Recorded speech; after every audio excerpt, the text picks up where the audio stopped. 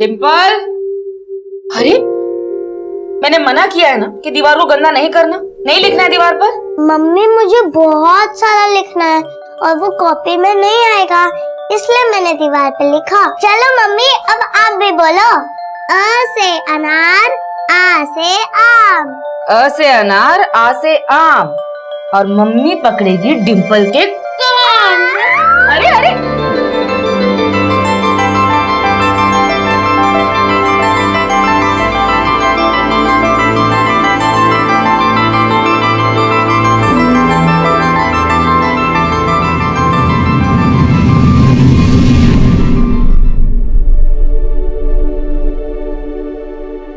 कभी दीवार पे कुछ लिख देती तो कभी छोटी मोटी शरारत करके सबको सताती, और कुछ बोल दो तो रुआसा मुंह बना के सॉरी बोल देती थी। लेकिन अब उसकी सारी शरारत बर्दाश्त कर लेंगे हम। पता नहीं तितली की तरह कहाँ उड़ गए। चिड़िया उड़, बंदर उड़, एरोप्लेन उड़, टीवी उड़। पापा अब आपको पनिशमेंट मिलेगी। ओके ठीक है, क्या पनिशमेंट देना आपको? अब आपको डांस करना पड़ेगा। डांस? हमें चलना और वो भी आपको लेडीज डांस करना पड़ेगा।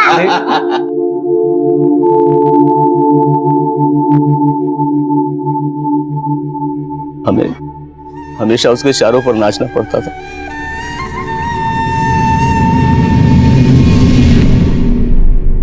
कभी हाथ खींच कर कहती थी पापा पापा मार्केट चलो ना मेरे साथ, और कभी अपने पास बिठा लेती थी, बोलती थी पापा मेरा मनपसंद कार्टून देखो ना। एक बार मुझे मेरी बेटी वापस मिल जाए, मेरी बच्ची मुझे वापस मिल जाए। कुछ उसके बिना कुछ अच्छा नहीं लगता, कुछ भी अच्छा नहीं लगता।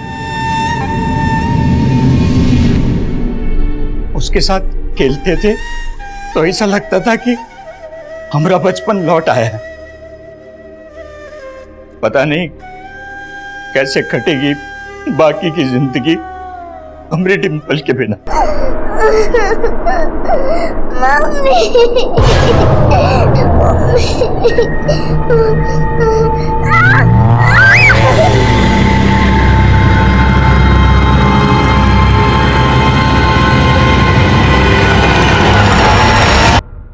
नमस्कार, मैं senior inspector Ranjit Thakur, crime patrol Dastak के इस भाग में आपका स्वागत है। बच्चे बहुत ही भोले और साफ दिल के होते हैं, वो जो कुछ भी करते हैं दिल से करते हैं। कहते हैं उनकी मासूम सी शैतानियों में भगवान की लीला छुपी होती है, लेकिन उन्हें क्या खबर, इस दुनिया में बहुत सारे शैतान भी इंसान का चेहरा बनाकर घूमते हैं, और ऐसे ही एक शैतान ने डिम्पल को अपनी पाखंड लीला का शिकार बना लिया। डिम्पल के घर वाले परेशान थे, और इस केस में सबसे ज्यादा दुख की बात यह थी कि खुद पुलिस भी उनकी आप बीती सुनने को तैयार नहीं थी। साहब मेरी बेटी मिसिंग हो गई, पता नहीं कहाँ चली गई है। साहब रिपोर्ट लिखवानी।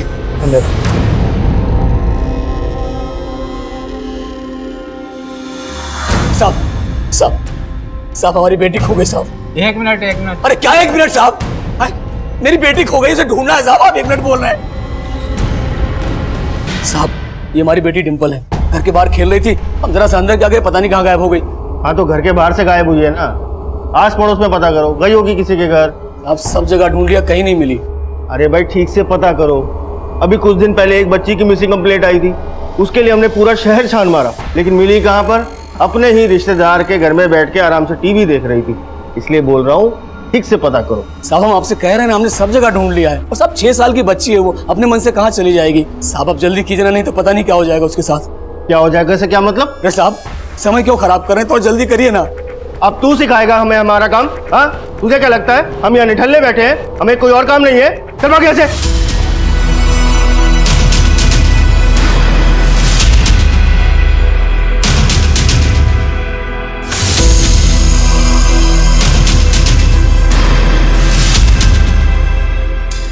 बहू बहू डिम्पल का कुछ पता चला? नहीं, आपको मिले? नहीं, मैंने यहाँ सब लोगों से पूछा, किसी को कुछ पता नहीं चल रहा है। हाँ ललित बोल। बाबूजी डिम्पल मिली? नहीं बेटा, हमने बहुत जगह देखा पर उसका कहीं पता नहीं चल रहा। तूने कंप्लेंट लिखा दी है ना? अरे बाबूजी पुलिस वाले कुछ नहीं करने वाले हैं, कंप्लेन तक तो लिख नहीं रहे हमारी। ठीक है, तू वापस आ जा।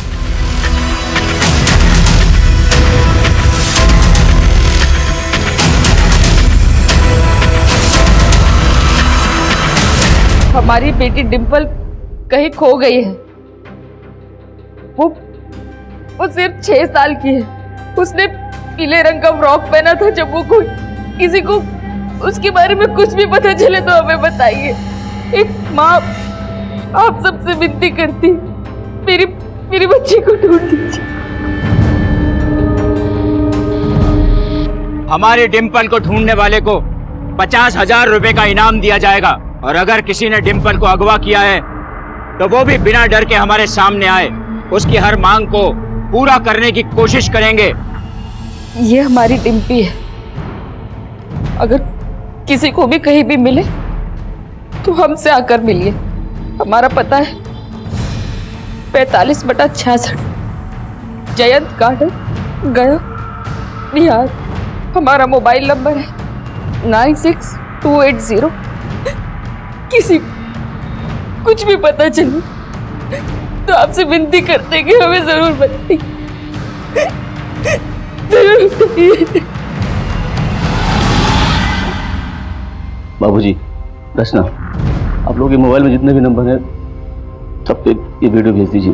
भैया जी हमें भी ये वीडियो भेज दीजिए, हम भी सभी नंबरों पे भेज देंगे। हाँ इनको भेज दो, तुम भी भेज दो।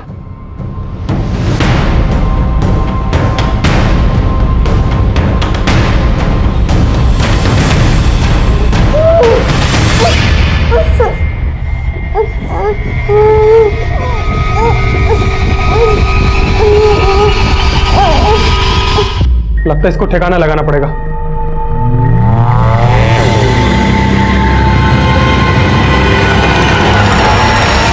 पुलिस प्रशासन!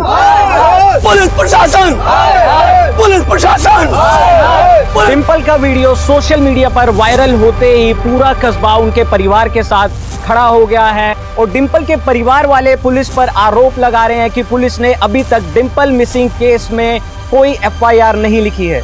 अरे जल्दी हाथ चलाना, फटाफट लेके यहाँ पर, वरना सबके सब सस्पेंड हो जाएंगे। और हाँ तू सुन, बाहर जा और बच्ची के बाप को अंदर लेकर आ, और ध्यान से सुनना, किसी और को अंदर आने मत देना, ठीक है? चल जा फटाफट। पुलिस प्रशासन, पुलिस प्रशासन, पुलिस प्रशासन। रुको। आपको साहब ने बुलाया अंदर। रुको, सिर्फ ये जाएंगे। अरे ललित जी, क्या है ये सब? हमने आपको बोला था ना हम आपकी बेटी को ढूंढ रहे हैं, तो फिर ये बखेड़ा खड़ा करने की जरूरत क्या है? अगर आपने डिम्पल को ढूंढा होता तो हमें सब करने की जरूरत नहीं पड़ती, और अगर ढूंढा है तो बताइए कहाँ है डिम्पल? देख भाई, हाथ पे सरसों नहीं उगती है। हमने तुम्हारी FIR लिख ली, अब जैसे ही तुम्हारी बेटी मिलेगी हम तुम्हें इन्फॉर्म कर देंगे। अब ये राय का पहाड़ मत बनाओ। तुम्हें क्या लगता है ये सब करने से तुम्हारी बेटी मिल जाएगी? अगर आपकी अपनी बेटी खोती तब भी आप ये कहते? जब तक डिम्पल नहीं मिल जाती हम यहाँ से हटने वाले नहीं हैं। कहीं जाने की जरूरत नहीं, रक्त बीज से बचना मुमकिन ही नहीं। देवी माँ भी थक गई थी, रक्त बीज को काटती तो उसकी खून की एक एक बूंद से सैकड़ों रक्त बीज पैदा हो जाते, इसलिए उसको बना दिया छोटा सा जीव, जिसको कलयुग में कहते हैं खटमल। एक मारो तो सैकड़ों पैदा हो जाते। डर मत, बिल्कुल मत डर, वो तुझे काटेंगे नहीं, हंसाएंगे।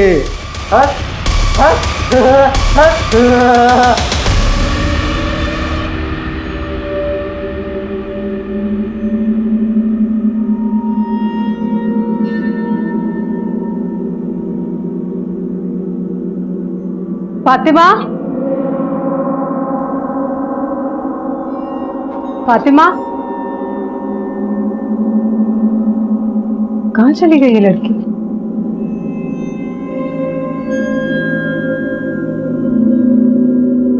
फातिमा, अरे क्या हुआ ये? और ये खून? मम्मी, इस एक बूंद खून से सैकड़ों रक्त बीज पैदा हो जाएंगे। रक्त बीज? ये क्या बोल रही है तू? वो कुछ नहीं अम्मी, रक्त बीज की कहानियाँ याद आ गई थी। कहाँ से सुनकर आती है सब कहानियाँ? हाँ चलो अभी स्कूल के लिए देर हो रही है, जल्दी से तैयार हो जाओ। नहीं अम्मी, हमें स्कूल नहीं जाना, हमारी तबीयत ठीक नहीं लग रही है, हम सोने जा रहे हैं। अरे फातिमा रुको, ये लड़की भी ना। लीजिए आपकी चाय। सच में बुखार है इससे या स्कूल नहीं जाने के लिए बहाने बना रही है? हाँ थोड़ा बुखार तो है। सोहेला, आज के लिए इसे छुट्टी दे दो। क्यों झूठ बोल रहे हैं आप? पढ़ाई के लिए लाड अच्छा नहीं होता, भेजिए इसे स्कूल।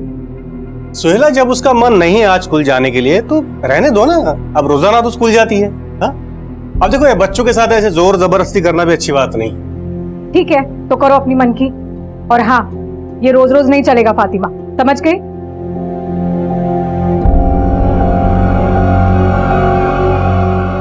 बेटा तुम इतने चुपचाप क्यों? हाँ? अच्छा, तो स्कूल में किसी के साथ तुमने आज झगड़ा किया होगा, इसीलिए आज स्कूल नहीं गई।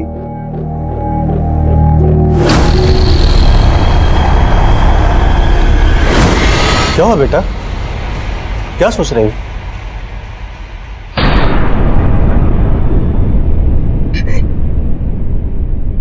अरे क्या निकम्मी पुलिस है बाबूजी, कान पर जू तो नहीं रह रही, समझ में नहीं आता है क्या करूं। देखिए हमको कुछ नहीं पता, हमें हमारे डिंपल चाहिए बस। ललित भैया, ललित भैया, ललित भैया, वहाँ कचरा पेटी के पास बहुत सारी भीड़ जमा है, जल्दी चलिए। क्या?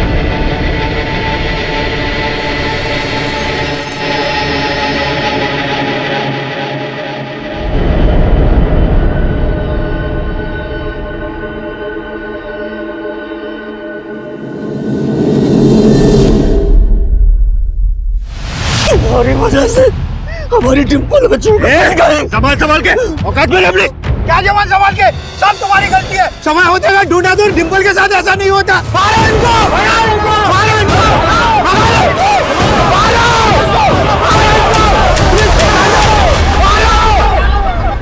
जिस पुलिस पर ये समाज, ये पब्लिक इतना भरोसा करती है, अगर वो ही ऐसे काम करेगी तो कैसे चलेगा? अगर एसआई सुशील और उसकी टीम ने इस केस की जांच समय पर शुरू कर दी होती तो शायद मैं आपके सामने ये कहानी नहीं सुना रहा होता।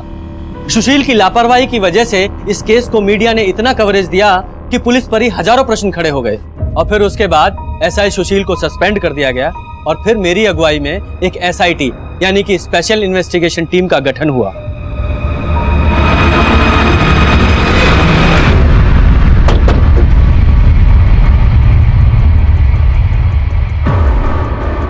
सर यहीं पर डिंपल की कटी हुई लाश मिली थी। जब कुत्तों ने लाश के टुकड़ों को खाना शुरू किया तभी पब्लिक का ध्यान यहाँ पर गया। लगभग यहाँ पूरी लाश पे फंगस दिखाई दे रही है फोटोज में। सर वाकई में बहुत ही ब्रूटल मर्डर है, और यहाँ आसपास में भी किसी ने ना तो डिंपल को अगवा होते हुए देखा है और ना ही लाश को यहाँ पर डंप होते हुए। डिंपल की लाश यहाँ सुबह मिली थी, जाहिर सी बात है इसे रात को किसी समय फेंका गया होगा, और लगभग आधा किलोमीटर दूर है डिंपल का घर यहाँ से, है ना? तो हो सकता है डिंपल का कातिल उसके घर के आसपास ही कहीं रहता हो। पर सर जिन सर्कमस्टेंसेस में ये केस सामने आया है, डिंपल की फैमिली से पूछा तक नहीं किया था कि उनको किस पे शक है। मालूम है उनका भरोसा जीतना मुश्किल है, लेकिन उसके लिए उनको घाव देने वाले को पकड़ना होगा, और साथ ही साथ उनके घावों पे मरहम भी लगाना होगा। मैं डिंपल के घर वालों से मिलकर आता हूँ, और तब तक तुम देखो पोस्टमार्टम का क्या स्टेटस है। Okay sir.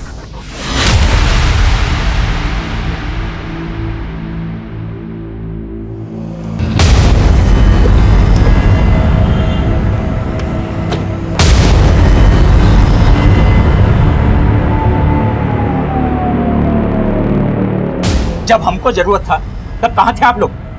अब हमें आपसे कोई बात नहीं करनी है, आप जा सकते हैं। देखिए हम मानते हैं आपके साथ बहुत बुरा हुआ है, लेकिन अब हम इस केस की दोबारा जांच शुरू कर रहे हैं। आप चाहते हैं कि डिंपल का कातिल पकड़ा जाए तो प्लीज हमारे साथ सहयोग कीजिए। क्या सहयोग करें?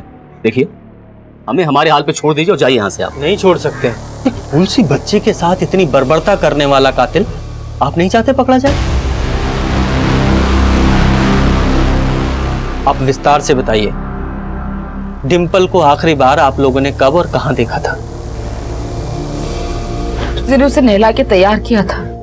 ये हो गए बात, अब हम लगा देते हैं क्लिप, है ना? मम्मी इस ड्रेस के साथ तो येलो क्लिप चाहेगी, येलो क्लिप दो ना। अब तुमने येलो वाली क्लिप तो खो दी, मैं कहाँ से लाऊं? चलो अब ये वाला लगा लो। नहीं मम्मी, मैचिंग खराब हो जाएगी। अच्छा बाबा, करती हूँ तुम्हारी मैचिंग, वरना पूरा घर सर पे उठा लो।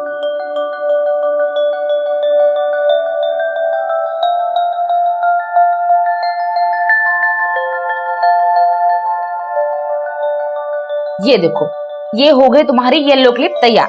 खुश? लाओ। मम्मी आप तो बहुत स्मार्ट हो, पर अभी पापा के शर्ट का क्या होगा? मेरी माँ, तुम अपनी फिक्र करो। हमका क्या फिक्र, हम तो चले खेलने। ये बोल आराम से।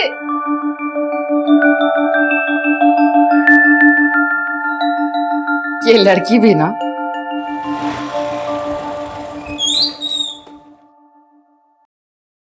डिंपल कब से खेल रही हो?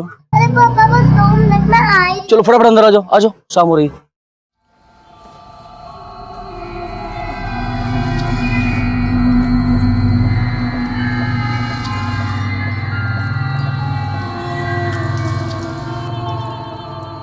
रचना, हाँ? एक गिलास पानी पिलाइए। इंदु, डिंपल को अंदर लाइए। अरे बाहर धूप में खेली, बीमार पड़ जाएगी। चाहिए? ये लीजिए। देखिए ना, हम तो डिंपल को बोल बोल के थक गए, वो है कि सुनती ही नहीं। सुबह से खेल रही है, कुछ खाया भी नहीं है। हम खाना लगा देते, आपके साथ थोड़ा बहुत खा लेगी। ठीक है, हम फ्रेश हो के आते हैं।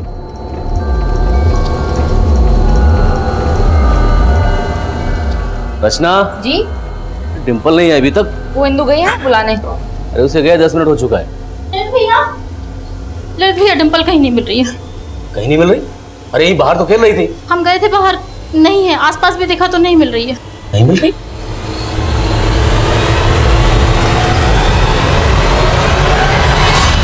तो आपकी मेड इंदु ने सबसे पहले आपको डिंपल के गायब होने के बारे में बताया। कहाँ है ये इंदु? अपने घर पे होगी, सुबह और शाम काम पे आती है। डिंपल को इतनी बेरहमी से कौन मार सकता है? किसी पे शक है आपको? अवधेश। कौन है अवधेश? हमारा साला,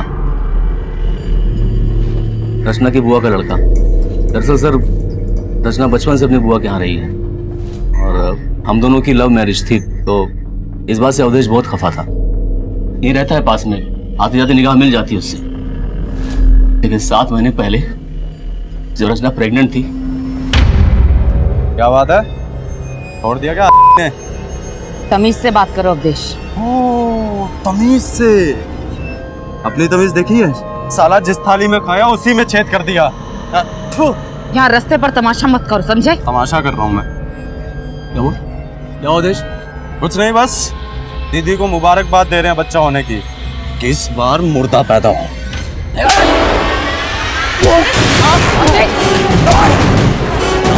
अवधेश छोड़ो उन्हें। अरे हट पीछे।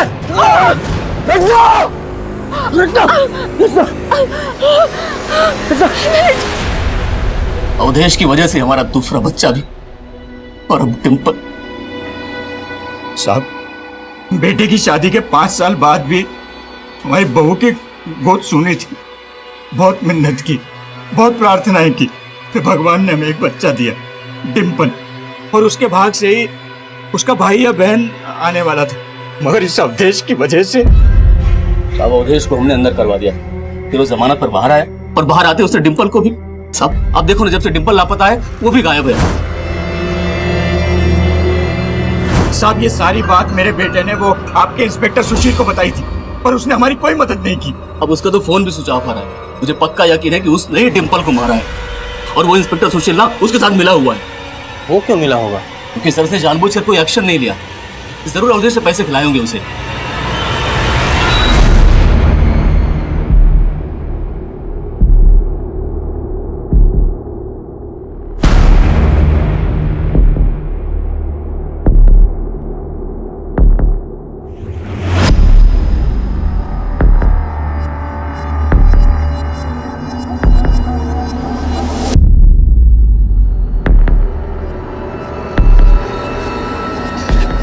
हेलो, पर्दा उठ गया।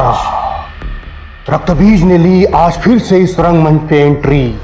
आज का खेला बड़ा दिलचस्प होगा। आज रक्तबीज खटमल नहीं बल्कि मलमल की तरह मुलायम होगा। हंसा हंसा हंसा। अच्छा, मैंने चेक किया अवधेश के घर में काफी दिनों से ताला लगा है और उसका फोन भी बंद आ रहा है।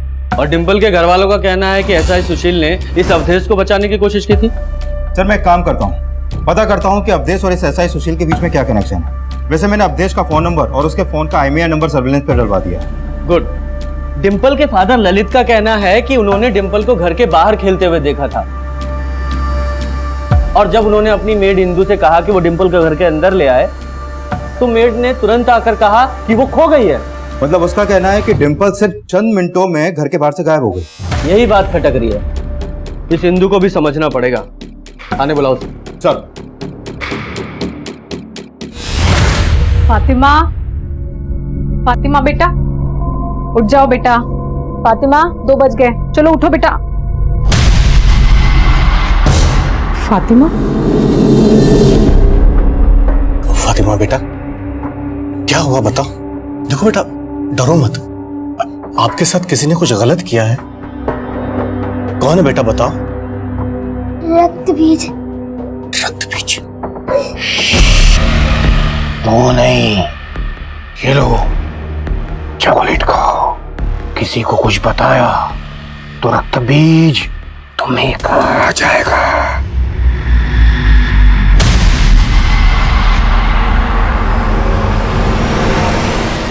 साहब, हमने कुछ झूठ नहीं बोला था साहब। जब साहब ने हमें डिंपल को बाहर देखने भेजा तब वो वहाँ हमें नहीं मिली, और इधर उधर भी हमने बहुत ढूंढा साहब, पर वो हमें कहीं नहीं मिली। अब इतने से टाइम में वो खुद से तो गायब नहीं हो गई होगी, जरूर से किसी ने जबरदस्ती उठाया होगा। हाँ साहब, वो किसी के भी घर नहीं जाती थी साहब। तुम्हारे घर भी नहीं? हमारे? साहब आप हम पे शक कर रहे हैं? हाँ, शक कर रहे हैं। ये अपनी नौटंकी बंद कर। या तो तूने डिंपल को गायब किया है या तेरी मदद से किसी और ने। नहीं साहब, हमने ऐसा कुछ नहीं किया। हम तो पहले भी बोले थे कि ये रक्तबीज का काम होगा, लेकिन हमारी बात किसी ने सुनी ही नहीं साहब। रक्तबीज? ये रक्तबीज कौन है? हमने भी सिर्फ नाम सुना है साहब, देखा नहीं है। लेकिन आप इलाके के लोगों से पूछ सकते हैं साहब। यहाँ रक्तबीज का खौफ है। इलाके की बहुत सारी लड़कियों का रेप कर चुका है साहब, और एक तो हमारी ही सहेली थी। कुछ भी बोले जा रही है। डिंपल के पेरेंट्स ने किसी रक्तबीज का नाम नहीं लिया है। वो इसलिए साहब क्योंकि सबको लगता है कि पुलिस ने रक्तबीज को जेल में डाल दिया है, लेकिन रक्तबीज बहुत जादुई आदमी है साहब। वो जेल से भी गायब हो सकता है और किसी को भी गायब कर सकता है साहब। भांग खा के ये तू, तेरा दिमाग घूम रहा है, कुछ भी बकवास कर रही है। पढ़े लिखे नहीं है ना साहब, इसलिए हमारी बात का कोई विश्वास नहीं करता। लेकिन हमको हमेशा लगता है कि रक्तबीज हमारे भी पीछे पड़ा है। आते जाते लगभग रोजाना वो हमारा पीछा करता है साहब। आज भी हमको ऐसा लगा साहब, लेकिन पीछे पलट के देखा तो वो छूमंतर हो गया था। बड़ा ही विचित्र है रक्तबीज। सब हमको वहमी बोलते हैं, लेकिन हमको तो लगता है साहब रक्तबीज ही डिंपल को गायब किया है। इंदू एक ऐसी सस्पेक्ट थी जिस पर डिंपल के घर वालों ने कोई शक नहीं जताया था, और जिस अवधेश नाम के आदमी पर उन्होंने शक जताया था वो गायब था, और उसके खिलाफ हमने लुकआउट नोटिस भी जारी किया था। लेकिन जो अटपटा बयान इंदू दे रही थी, असल में उसमें भी एक सच्चाई थी। रक्तबीज नाम का एक सीरियल मॉलेस्टर था, और हमने चेक किया वो पिछले 1.5 साल से जेल में बंद था। सर, इंदू का यह बयान सही है कि 1.5 साल पहले तक उस इलाके में रेप और मोलेस्टेशन की कई घटनाएं हो रही थी, और उन वारदातों का अंजाम देने वाला एक शख्स रक्तबीज नाम से फेमस था। और सर, 1.5 साल पहले उस इलाके की भीड़ ने इस निरंजन नाम के आदमी को एक लड़की को छेड़ते हुए पकड़ा था। सुनना, ए बात तो करना, एक बार सुन तो सही, मेरी बात तो सुन कम से कम। भैया, अरे ये तो वही रक्तबीज है ना? ए रुक। सर, उस भीड़ के लोगों का दावा था कि निरंजन ही रक्तबीज है, लेकिन सर ये निरंजन 1.5 साल से लगातार यही बोले जा रहा है कि वो रक्तबीज नहीं है। और सर, ये रक्तबीज अपने विक्टिम्स पे कोई DNA भी नहीं छोड़ता है, इसलिए ये भी नहीं प्रूव हो पाया है कि निरंजन सही बोल रहा है या झूठ। लेकिन लोगों का गुस्सा देखकर कोर्ट ने ये ऑर्डर दिया था कि अगली सुनवाई तक निरंजन को जेल में रखा जाए, और निरंजन के अंदर होने के बाद से उस इलाके में घटनाएं होना भी बंद हो गई हैं। घटनाएं हुई नहीं या रिपोर्ट नहीं की गई? हो सकता है असली रक्तबीज अभी भी बाहर हो, और इस निरंजन को असली रक्तबीज समझकर भीड़ ने टारगेट कर लिया हो। मतलब आप मान रहे हैं कि रक्तबीज भी डिंपल का गुनहगार हो सकता है?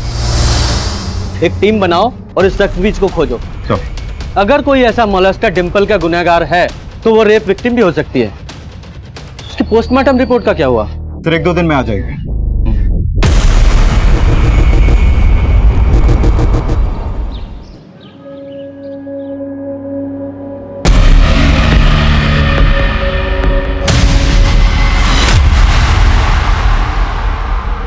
सुष्मिता, बार बार पीछे क्यों दिख रही है? कुछ नहीं, बात कर।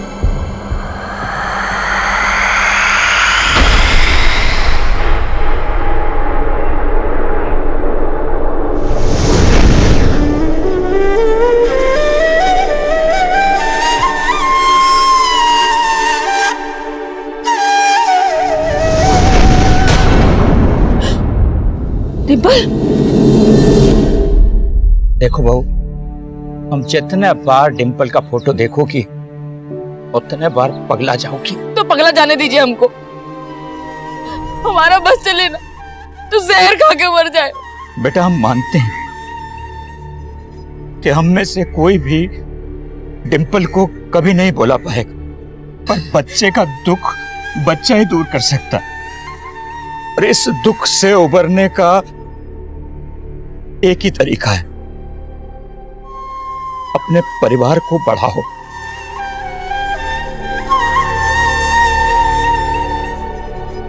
बेटा हमारी जिंदगी तो कट गई, पर तुम दोनों बिना संतान के अपना बुढ़ापा कैसे काटोगे?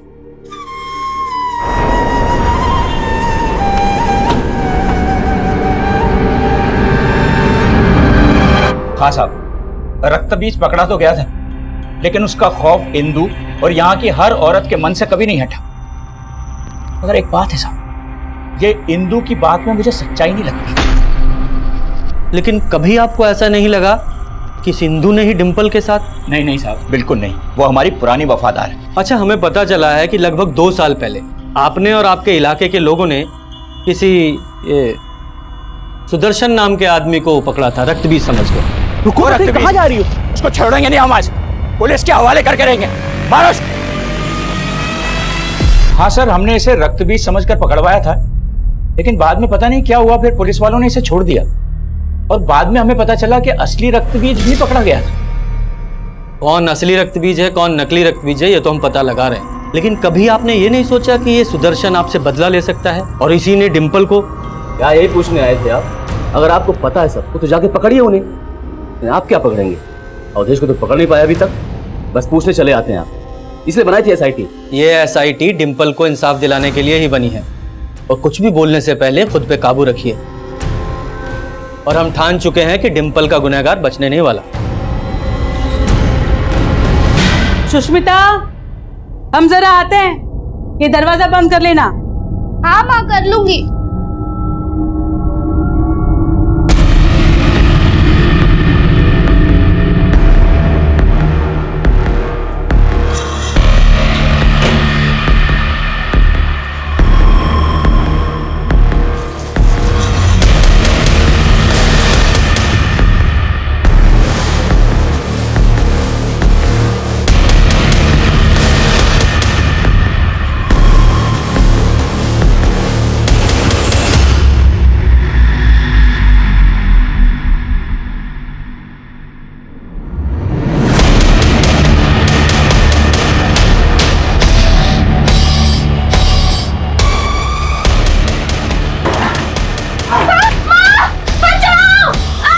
सुष्मिता, सुष्मिता, सुष्मिता, सुष्मिता, सुष्मिता, सुष्मिता, सुष्मिता।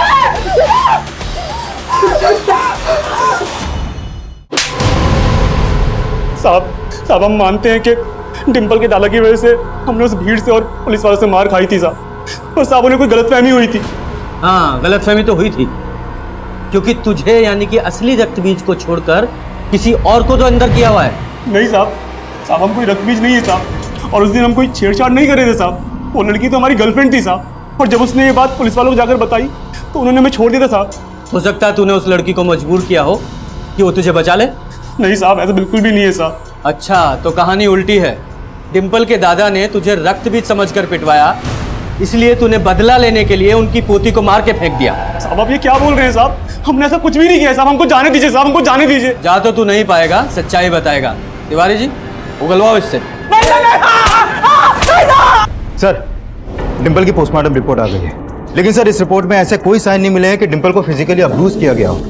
सर अब तो उस रक्त बीज या फिर किसी भी मोलेस्टर का एंगल तो इस केस में एग्जिस्ट ही नहीं करता। पर नफरत का एंगल एग्जिस्ट करता है। इस 6 साल की बच्ची ने न जाने क्या क्या सहा होगा। इसको तड़पा तड़पा के मारा गया है। इसको मौत से पहले बुरी तरीके से पीटा गया। उसकी पसलियों, हाथों और पैरों सभी हड्डियों पर क्रैक्स हैं।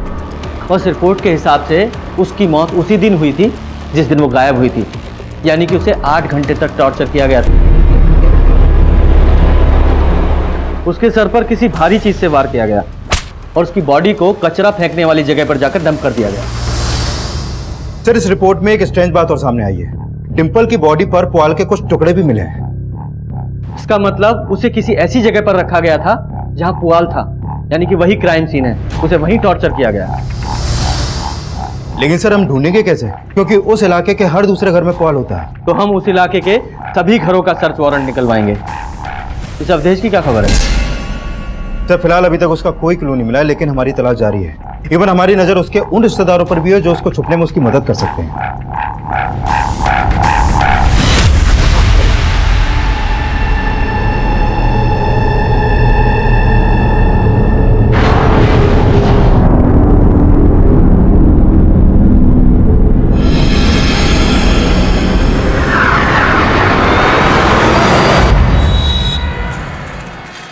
सुष्मिता उठो बेटा, सुबह हो गई।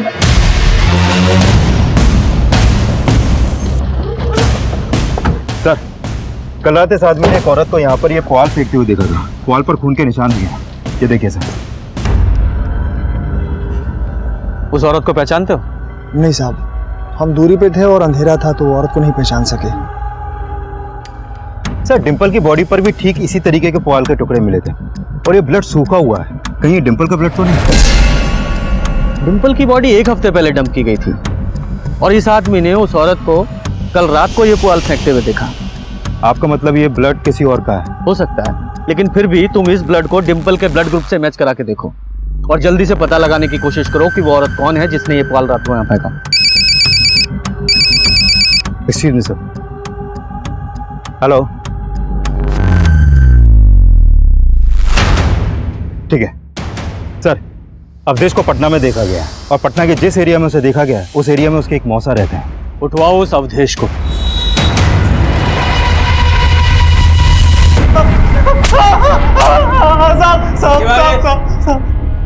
मानते हम ललित और रत्ना से नफरत करते थे, लेकिन ना तो उसके पेट में पल रहे बच्चे को मारना चाहते थे और ना ही डिंपल को कुछ किया है साहब हमने। जब कुछ नहीं किया तो गायब क्यों था? साहब हम डर गए थे। हमको मालूम था वो लोग डिंपल के लिए हमें ही दोषी ठहराएंगे। साहब हमने कुछ नहीं किया। जो कुछ भी तूने किया है वो 5 मिनट में तेरे से उगलवाएंगे। तिवारी जी शुरू हो जाओ। नहीं साहब। ये फाइल एसपी साहब के ऑफिस में पहुंचा दो। Okay sir. Sir forensic report आ गई। उस पुआल पे जो ब्लड मिला था वो डिंपल के ब्लड से मैच कर गया,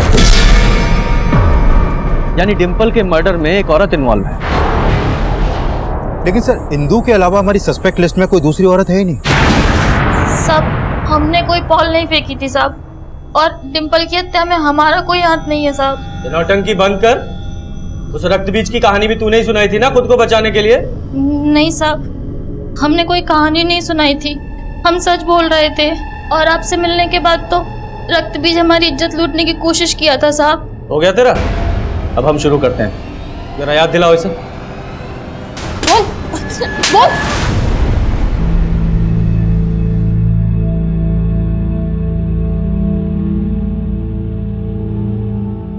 रचना कुछ खा लो। हमको नहीं खाना। देखो खाओगी नहीं तो बीमार पड़ जाओगी, खा लो। ललित, इंदू को पुलिस ने गिरफ्तार कर लिया है और अवधेश ने फिर से अर्जी लगाई है जमानत के लिए। तो ना तो अवधेश कुछ उगल रहा है और ना ही इंदू। सर हमने इंदू के घर की भी तलाशी ली थी, लेकिन वहां पर ऐसे कोई भी ब्लड ट्रेसेस नहीं मिले।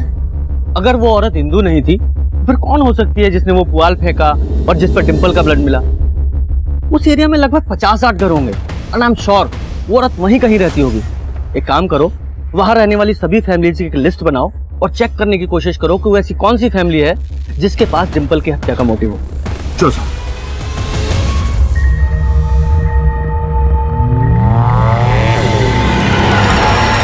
सर उस एरिया में ये विनीता नाम की एक विधवा औरत रहती है जिसका डिंपल के परिवार से रिश्ता है। क्या रिश्ता है? सर ये विनीता डिंपल के दादा विश्वनाथ की भतीजी है और पिछले 2 सालों से इन दोनों परिवारों के बीच में बोलचाल बंद है। लेकिन सर हैरानी की बात तो यह है कि विनीता की एक बेटी थी सुष्मिता जो रक्तबीज की विक्टिम थी। सर एक्चुअली 2 साल पहले सुष्मिता का रेप हुआ था जिसके बाद इसने सुसाइड कर लिया था और तभी से इन दोनों परिवारों के बीच में बोलचाल बंद है। ये सुष्मिता तो विक्टिम थी ना रक्तबीज की, फिर इसकी माँ ने डिंपल के परिवार से बोलचाल क्यों बंद कर दी थी? हाँ सर, सुष्मिता उस रक्त बीज के खौफ में जी रही थी और इसीलिए विनीता सुष्मिता की शादी 16 बरस की उम्र में ही करा देना चाहती थी। मेरे ललित ने इस बात का विरोध किया था। दीदी कैसी बात कर रही हैं आप? नाबालिग है भी, आप किसकी शादी के बारे में सोच रही हैं? हम भी ये नहीं चाहते, पर हमारी बच्ची यहाँ सुरक्षित नहीं है। कल को उस रक्त बीज ने कोई ऊंच नीच कर दी तो कोई इसका हाथ नहीं थामेगा। दीदी सुष्मिता 16 साल की है बस, और इस उम्र में शादी करना गैर कानूनी होता है, पता है आपको? जेल भी हो सकती है। सर हमने तो अच्छे के लिए सलाह दी थी, लेकिन फिर उस रक्तबीज ने सुष्मिता का रेप कर दिया। उसके बाद उसने आत्महत्या कर ली और दीदी को लगा कि हमने उनकी बेटी को छीन लिया है। तुम्हारी वजह से मेरी बच्ची को मैंने खो दिया। इसने उस दिन मेरी बच्ची को शादी करने से नहीं रोका होता तो मेरी बच्ची जिंदा तो होती। वो तो हमसे इतना नाराज हो गई थी कि बातचीत तो क्या हमें राखी बांधना तक छोड़ दिया।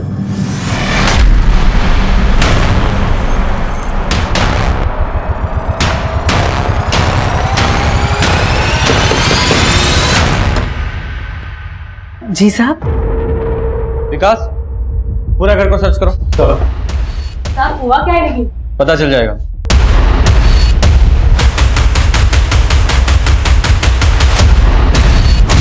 हाँ, ललित को हमारी बच्ची सुष्मिता की मौत का जिम्मेदार मानते हैं, लेकिन अगर हमें मारना होता तो उस दरिंदे रक्तबीज का खून करते। उस ललित की बच्ची से हमारा कोई लेना नहीं था। लेकिन उसके फादर से तो थी। दुश्मनी नहीं थी साहब, सिर्फ मनमुटाव था, और हम इतने भी गए गुजरे नहीं हैं कि किसी की हत्या कर दे। सर कुछ भी सस्पिशियस नहीं है। लेकिन इस केस में हम विनीता को क्लीन चिट नहीं दे सकते। लेकिन सर अगर हमारी सस्पेक्ट लिस्ट में विनीता है तो इंदु के उस बयान में भी सच्चाई हो सकती है कि कुछ दिन पहले रक्तबीज ने उसको मॉलेस्ट करने की कोशिश की थी। इस केस में रक्तबीज का नाम बार बार उठ रहा है। कौन है ये रक्तबीज? ये निरंजन जो पिछले 1.5 साल से जेल में बंद है, या वो सुदर्शन, या फिर कोई और जो अपनी पहचान बदलकर बाहर घूम रहा है? लेकिन सर डिंपल को तो मॉलेस्ट नहीं किया गया था, फिर रक्तबीज को उसके मर्डर से कैसे जोड़ सकते हैं? अब कोई क्रिमिनल कब, क्यों, कहां और कैसे क्राइम करेगा इस बात का अंदाजा नहीं लगाया जा सकता। लेकिन सर इस समय रक्तबीज को ढूंढना अंधेरे में तीर चलाने से कम नहीं है, क्योंकि इस वक्त हमारे पास ऐसा कोई क्लू नहीं है जिसको लेकर हम उसकी तलाश शुरू कर सकें। विकास एक काम करो, ये रक्तबीज के जितने भी विक्टिम्स हैं ना, उन सबकी डिटेल्स निकालो। हो सकता है डिंपल मर्डर का वहीं से कोई लीड मिले। Sure sir. सर 1.5 साल पहले निरंजन की गिरफ्तारी से पहले तक रक्तबीज के खिलाफ कुल 27 केस दर्ज हुए थे, जिसमें से ये सुष्मिता इकलौती लड़की थी जिसने सुसाइड किया था। और सर ये फातिमा, 7 साल पहले फातिमा की मां ने सबसे पहले रक्तबीज के खिलाफ केस दर्ज किया था। तो सबसे पहले इस फातिमा और उसकी फैमिली से जाके मिलते हैं।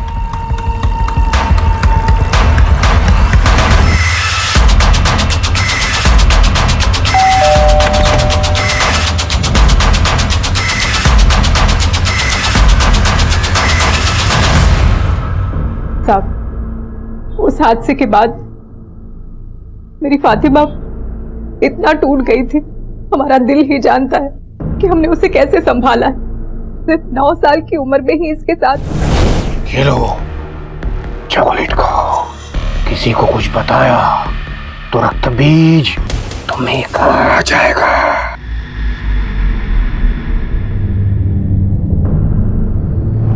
फातिमा बेटा देखो, हम जानते हैं तुम दोबारा से वो सब कुछ नहीं याद करना चाहती, लेकिन क्या अभी तक तुम्हें कोई अंदाजा नहीं है कि वो कौन था?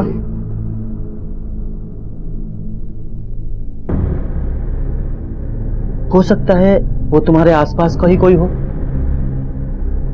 कुछ तो याद होगा तुम्हें।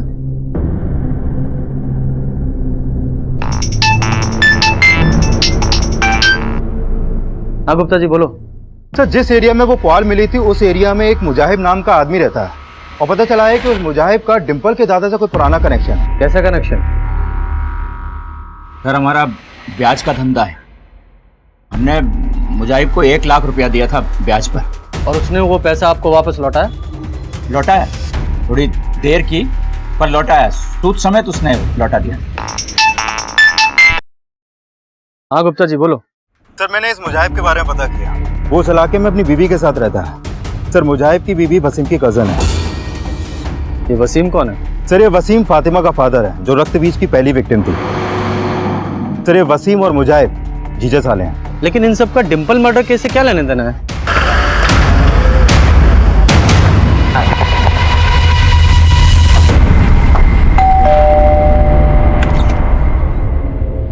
मुजाहिब। हाँ साहब।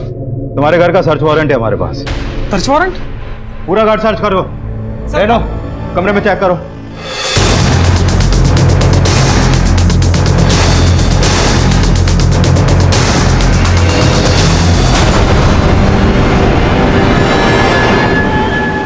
सर,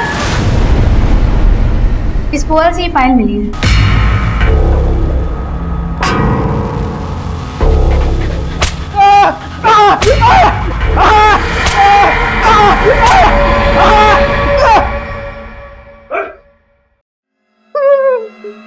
तेरे घर से जो पायल मिली थी वो डिंपल की थी। उस पर जो खून लगा हुआ था वो भी डिंपल का ही था। अब सारी सच्चाई बताओ वरना इतना कूटेंगे। बोल तिवारी। नहीं सर बता दे सर, बता दे सर। अब हमें उस विश्वनाथ से बदला लेना था साहब। हमने उस विश्वनाथ से 1 लाख रुपया ब्याज पे उधार लिया था। एक बार हमें ब्याज देने में जरा सी देरी क्या हो गई, उसने पूरे मोहल्ले के सामने हमें बेइज्जत कर दिया साहब। यार मुजाहिब, अरे छोड़िए। तेरे को बोला था ना 10 तारीख, आज 23 तारीख हो गई, ब्याज क्यों नहीं दिया तूने अब तक? बोल। देखिए विश्वनाथ जी, घर चल के बात करते ना, ऐसे रास्ते में तमाशा मतलब अच्छा लगता है आपको? अरे मैं तेरे जैसे लोगों के घर में नहीं घुसता, समझा? और मुझे ब्याज नहीं चाहिए, असल चाहिए, आज के आज। साहब उसके कुछ दिन बाद ही पैसा उसके हम मुंह पर मार के चले आए थे साहब। और दिन में तो आया कि हम उसको वहीं गाड़ दें, लेकिन हमें उससे उसके जिगर के टुकड़े को छीनना था साहब। वो यही बोलता था अपने डिंपल को, अपने जिगर का टुकड़ा, और इसके लिए हमने वसीम को साथ मिलाया।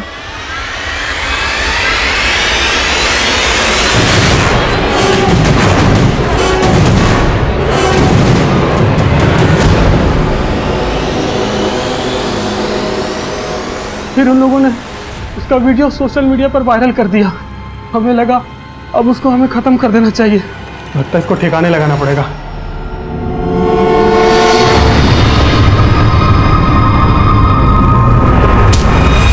हमने उसकी लाश उसी रात ठिकाने लगा दी थी, लेकिन अगले दिन देखा डिंपल के खून के धब्बे पुआल और घर में रह गए थे। इसीलिए हमने उस पुआल को देर से जला के फेंकने की कोशिश की थी सर।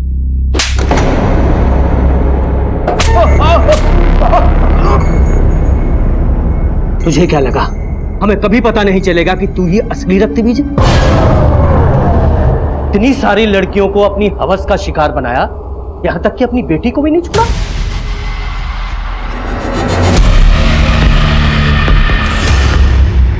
और इतने सालों तक अपनी बीवी को भी डरा धमका के रखा ताकि वो तेरी इस नीचता के बारे में किसी को बता ना सके। और वो तेरा साला मुजाहिब, वो तेरे बारे में सब कुछ जानता था, इसलिए उसके ब्लैकमेल करने पर तूने डिंपल को अगवा करने में उसका साथ दिया। तेरे जैसा नीच और कुकर्मी इंसान इस पूरी दुनिया में नहीं मिलेगा।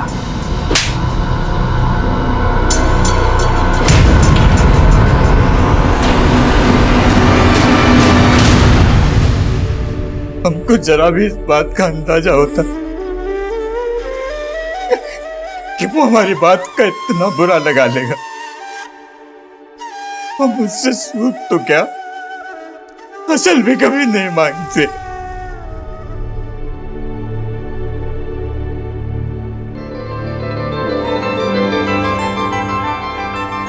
कहते हैं बच्चों की मासूमियत और उनकी निश्चल हंसी किसी का भी दिल पिघला सकती है, लेकिन अफसोस 6 साल की डिंपल के आंसू और उसकी जान बख्श देने की गुहार भी मुजाहिब के ऊपर हावी हुए शैतान पर कोई असर नहीं डाल सकती। इस पूरे अपराध में मुजाहिब का साथ उसकी बीवी ने भी दिया था। वहीं 10,000 जैसी मामूली रकम के लिए विश्वनाथ ने अपने और अपने परिवार के लिए एक घातक दुश्मन खड़ा कर लिया था, और इस दस्तक का उन्हें पता तक नहीं चला। वसीम जो रक्त बीज बनकर कस्बे की कई लड़कियों के साथ साथ अपनी बेटी फातिमा को भी अपना शिकार बना चुका था, उसका बचाव खुद उसकी पत्नी सुहेला कर रही थी, जो सब कुछ जानकर भी चुप थी। ऐसे समाज में हमारा परिवार, हमारे बच्चे तब तक सुरक्षित नहीं है जब तक छोटी से छोटी दस्तक भी हमारा ध्यान अपनी ओर ना खींचे। आज के लिए बस इतना ही। देखते रहिए क्राइम पेट्रोल दस्तक, क्योंकि मकसद बताना नहीं, बचाना है। जय हिंद।